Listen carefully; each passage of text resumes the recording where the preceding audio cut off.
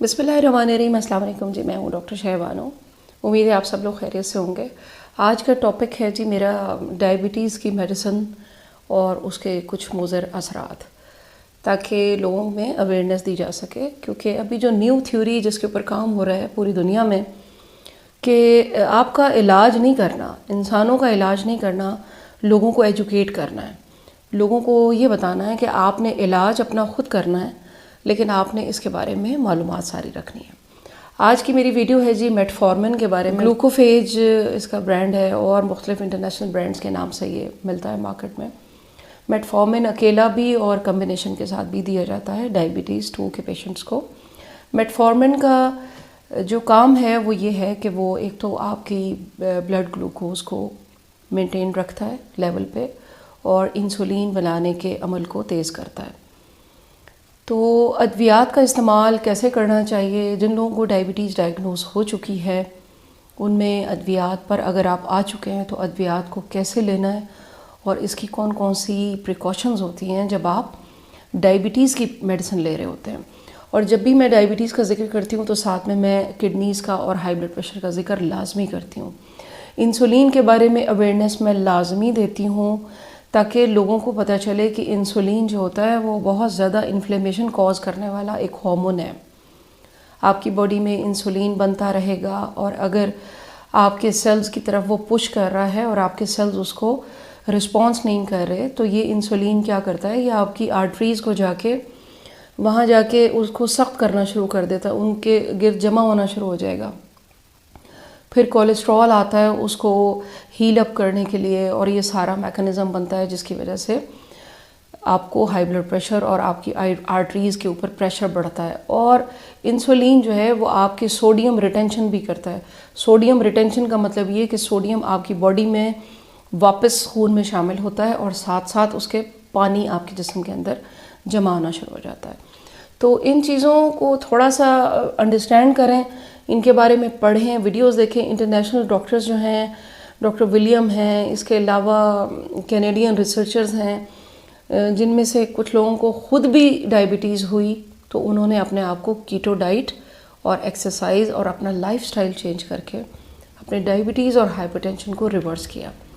मेरी आज की वीडियो है मेटफॉर्मिन पे कि अद्वियात पर अगर आप आ चुके हैं तो मेटफॉर्मिन के क्या साइड इफ़ेक्ट्स होते हैं। मेटफॉर्मिन के ये साइड इफ़ेक्ट हैं कि आपका स्टमक तो अपसेट करेगा, कुछ लोगों को मतली होती है, कुछ लोगों को हेडेक होता है, आपको कमज़ोरी बहुत ज़्यादा होती है, कुछ लोगों को नींद बहुत ज़्यादा आने लगती है मेटफॉर्मिन से, थकावट, टायर्डनेस।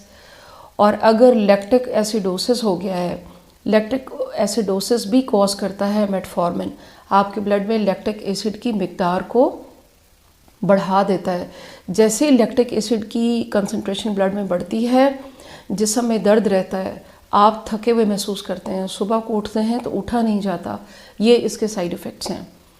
और दूसरा इसका जो साइड इफ़ेक्ट है वो ये है कि विटामिन B12 की कमी करता है। इसीलिए आपने देखा होगा कि जो लोग डायबिटीज़ वाले फेज़ में दाखिल हो चुके हैं और अद्वियात पर आए हुए हैं, उनके हाथ पांव सून होने लगते हैं, क्योंकि विटामिन B12 आपके आसाब और नर्व्स को कंट्रोल करता है। विटामिन B12 नर्व्स के ऊपर जो माइलिन शीट होती है उसको बनाने के लिए कुदरत ने एक निज़ाम रखा हुआ है हमारे जिस्म में, जिसके लिए हमें विटामिन B12 की ज़रूरत होती है। वो बनाता है उस नर्व्स के ऊपर वो शीट। तो विटामिन B12 आपने सप्लीमेंट साथ साथ लेते रहने हैं। डेफिनेटली आप अपने डॉक्टर से कंसल्ट करेंगे। और इसके अलावा अब आ जाते हैं मेटफॉर्मिन की साइड इफ़ेक्ट यानी कि मुज़र असरात। वो वाले मुज़र असरात कि जब इसको आप किसी और मेडिसिन के साथ मिला कर लेते हैं। दवाओं का मैकेनिज़्म कुछ इस तरह से होता है हमारे जिस्म में कि एक वो रिएक्शन होता है जो दवा हमारी बॉडी के अंदर क्रिएट करती है, एक वो रिएक्शन होता है जो हमारी बॉडी दवा के साथ एक रिएक्शन क्रिएट करती है। इसकी कुछ हमारी फार्मास्यूटिकल टर्म्स हैं, मेडिकल टर्म्स हैं। आम अल्फाज में आपको बता रही हूँ कि दवा जब आप लेते हैं तो उसने आपकी बॉडी के साथ जाके कुछ करना है, दूसरा काम आपकी बॉडी ने उस दवा के साथ करना है। तो जब भी आपने कुछ ख़ास दवाएं मेटफॉर्मिन के साथ लेनी है वो आपने कभी भी अपने डॉक्टर के मशवरे के बगैर नहीं लेनी।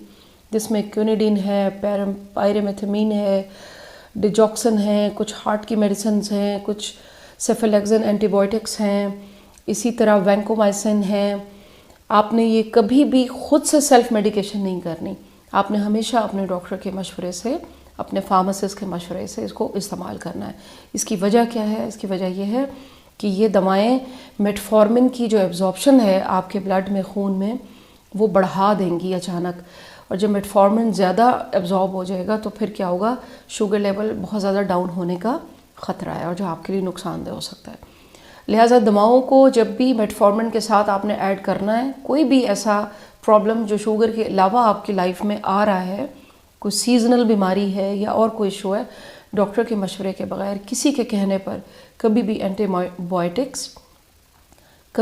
بائیوٹکس آپ نے اس کے ساتھ ملا کر، یا جنرل میڈیسنز یا کوئی بھی ایسی میڈیسن آپ نے اپنے ڈاکٹر کے مشورے کے بغیر استعمال نہیں کرنی، یا فارماسسٹ. اچھا، اب آ جاتے ہیں جی میٹفارمن کو کیسے سیف طریقے سے آپ نے لینا ہے. میٹفارمن جو ہے وہ ایڈوائز کرتے ہیں ڈاکٹر فارماسسٹ ہمیشہ کہ آپ نے اپنے رات کے کھانے کے ساتھ لینا ہے، یا اگر آپ کھانے کے بیچ میں نہیں لے رہے تو کھانا کھانے کے فوراً بعد لینا ہے، تاکہ آپ نے جو خوراک کھائی ہے وہ اس کی جو ٹوٹ پھوٹ ہونی ہے، جو اس سے گلوکوز بننا ہے، اس میں میٹفارمن اپنا کام ساتھ میں کرے. کبھی بھی میٹفارمن کو آپ نے چبا کے نہیں کھانا. کبھی بھی میٹفارمن کو آپ نے کسی اور ایسے کیمیکل کے ساتھ نہیں پینا. جیسے کچھ لوگ الکوہولز اور اس چیز کے عادی ہوتے ہیں، کبھی بھی اس کے ساتھ نہیں لینا. اور میٹفارمن کو ہمیشہ آپ نے ساشے کی شکل میں ہے یا آپ ٹیبلٹ کی شکل میں لے رہے ہیں تو آپ کو کم از کم 1 گلاس پانی کے ساتھ لیں. اس کو پانی کا استعمال زیادہ رکھیں، اور جتنا ہو سکتا ہے ان چیزوں کے بارے میں نالج رکھیں تاکہ آپ پری ڈائبٹیز سے بچ سکیں.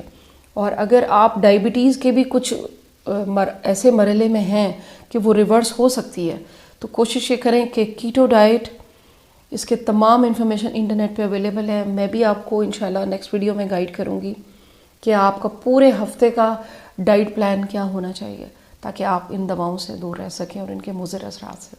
اپنا بہت زیادہ خیال رکھیے گا، اور دعاؤں میں یاد رکھیے گا. ویڈیو کو لائک، شیئر اور سبسکرائب کرنا نہ بھولیے گا. Thank you very much.